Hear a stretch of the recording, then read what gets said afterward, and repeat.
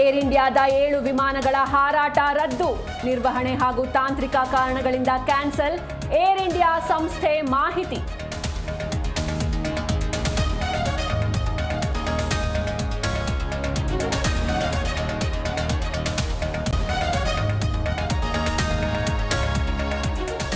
ಲ್ಯಾಮುಥೆಮ್ ಸಿಂಗ್ಸನ್ ಪಾರ್ಥಿವ ಶರೀರ ರವಾನೆ, ಮಣಿಪುರದ ಕಾಂಗೋಕ್ಷಿಯಲ್ಲಿನ ನಿವಾಸದಲ್ಲಿ ಅಂತಿಮ ನಮನ, ಮಧ್ಯಾಹ್ನ ಅಂತಿಮ ಸಂಸ್ಕಾರ.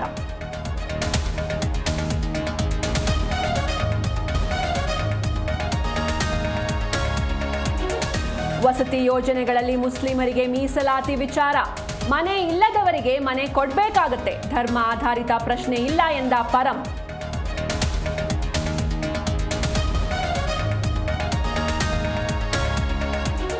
ಕೊನೆಗೂ ರಾಜ್ಯ ಬಿಜೆಪಿ ಮುನಿಸು ತಣಿಸುವ ಯತ್ನ, ಅಸಮಾಧಾನ ಬೆಂಕಿ ಆರಿಸಲು ಹೈಕಮಾಂಡ್ ಎಂಟ್ರಿ, ದಾವಣಗೆರೆ ಜಿಲ್ಲಾ ಬಿಜೆಪಿ ತಟಸ್ಥ ಬಣದ ಜೊತೆ ಚರ್ಚೆ.